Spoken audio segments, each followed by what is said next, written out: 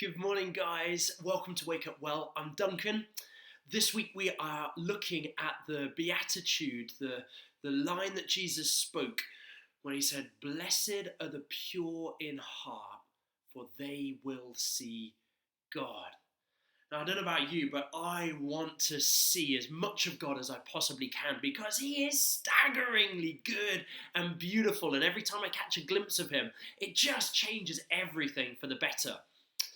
Now, I think it's really important when we talk about being pure in heart. I don't think what Jesus is talking about is trying to be morally good. It's not if you can be morally good, then you will see God.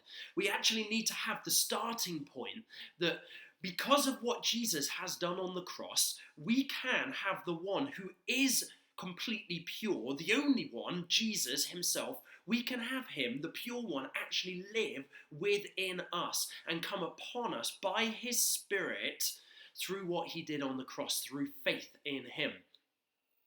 But, friends, just because you have something doesn't necessarily mean that you see the fullness of what you have. You know, an example I always used to use when I was a youth worker was this. We all know that the sun is in the sky, don't we? And yet, a smaller object, when it comes to a solar eclipse, a smaller object, the moon, comes in front of the sun, which is greater by far in size. And yet, the moon comes in front of it, but because the moon is closer, it can eclipse the greater behind it. And, you know, what we allow, what we focus on, we go towards, and what we go towards becomes our greatest perceived reality. Now, here's the thing of what I think Jesus is saying in this verse. When we have a singularity of heart, when our hearts are pure, when something's pure, it means it's not a mixture. So when our hearts are pure, then it means we'll be looking at Jesus alone. We won't get distracted by lots of other things. And when that's the case, we will see Jesus. Whereas if we have a duplicity of heart, if we go after other things alongside Jesus, then we will see those things becoming closer to us and it will hinder our vision. So blessed are the pure in heart, for they will see God.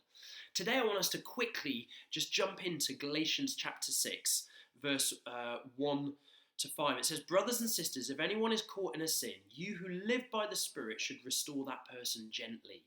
But watch yourselves, or you also may be tempted. Carry each other's burdens, and in this way you will fulfill the law of Christ. If anyone thinks they're something when they are not, they deceive themselves. Each one should test their own actions. Then they can take pride in themselves alone, without comparing themselves to someone else. For each one should carry their own load." Guys, I want to have purity of heart, that I would look at Jesus alone and that I would see him, that I'm not going after other things. One of the best ways we can ensure that happens is when we live in community, when we surround ourselves by other people who also have a desire to fix their gaze on Jesus ahead of anything else. And the beauty of living in community, when we give one another permission to actually speak into our lives, is we can allow other people and we can encourage and challenge other people where we see or where other people see in us, where we've allowed ourselves to get distracted and we've started having a duplicity of heart, where we've started having other things that become a greater priority than Jesus and other than the Father. And so I encourage you today, get yourself in community, and not just people who are exactly the same as you, but get yourself around other believers who have a real desire to go after Jesus as the number one in your life, and give people permission to actually speak into your life. I have loved living in close proximity to other believers in community, because you suddenly realize, even sometimes without other people pointing it out, when you're walking alongside others who are walking towards Jesus, it becomes really apparent very quickly what things are taking you away from seeing the greater picture of who Jesus is. So I encourage you, find other believers to be in community with and give one another permission to actually point out in our lives where we see things that might look good, but actually are taking us off to walking away from Jesus so that we don't see him fully for who he is.